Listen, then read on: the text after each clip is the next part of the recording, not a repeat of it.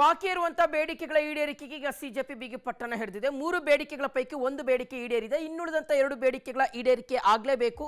ಬರೀ ರಾಜೀನಾಮೆ ಒಂದೇ ಸಾಕಾಗೋದಿಲ್ಲ. ಕೇಂದ್ರ ಸರ್ಕಾರಕ್ಕೆ ಸಿಜೆಪಿ ಮತ್ತೊಂದು ಸಂದೇಶವನ್ನು ರವಾನೆ ಮಾಡಿದೆ. 3 ಬೇಡಿಕೆಗಳನ್ನು ಈಡೇರಿಸಿದ್ರೆ ಮಾತ್ರ ನಾವು ಜಂತರ್ ಮಂತರಿಂದ ಹೊರಗಡೆ ಹೋಗ್ತೀವಿ, ಇಲ್ಲದೆ ನಮ್ಮ ಪ್ರತಿಭಟನೆಯನ್ನ ಹಾಗೆ ಕಂಟಿನ್ಯೂ ಮಾಡ್ತೀವಿ ಅಂತ ಕೇಂದ್ರ ಸರ್ಕಾರಕ್ಕೆ ಸಿಜೆಪಿ ಸಂದೇಶವನ್ನು ರವಾನೆ ಮಾಡಿದೆ. ನಮ್ಮ ಮೊದಲ ಬೇಡಿಕೆ ಮಾತ್ರ ಈಡೇರಿದೆ, ಇದು ಸಾಕಾಗಲ್ಲ. ಬೇಡಿಕೆ ಎಲ್ಲಾ ಬೇಡಿಕೆ 3 ಬೇಡಿಕೆಗಳು ಈಡೇರುವವರೆಗೂ ನಮ್ಮ ಪ್ರತಿಭಟನೆ ನಿಲ್ಲಲ್ಲ ಅಂತ ಕೇಂದ್ರ ಸರ್ಕಾರಕ್ಕೆ ಸಂದೇಶವನ್ನ ರವಾನೆ ಮಾಡಿದೆ.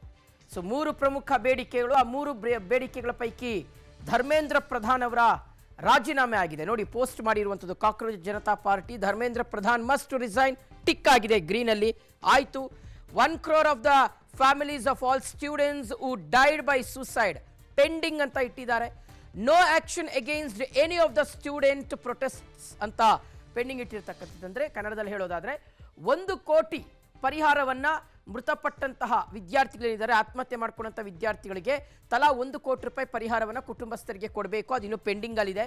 3ನೇದು, ಯಾವುದೇ ರೀತಿಯಾದಂತಹ ಕ್ರಮ ಕೈಗೊಳ್ಳಬಾರದು. ವಿದ್ಯಾರ್ಥಿಗಳ ಮೇಲೆ ಯಾರು ಪ್ರತಿಭಟನೆಗೆ ಬಂದಿದ್ರು ಅವ್ರ ಮೇಲೆ ಕ್ರಮ ಕೈಗೊಳ್ಳಬಾರದು. ಅವ್ರ ಮೇಲೆ ಹಾಕಿರ್ತಕ್ಕಂಥ FIRಗಳನ್ನು ಎಲ್ಲವನ್ನ ವಾಪಸ್, ಕೇಸ್ಗಳ ಎಲ್ಲವನ್ನ ವಾಪಸ್ ಪಡ್ಕೊಳ್ಬೇಕು.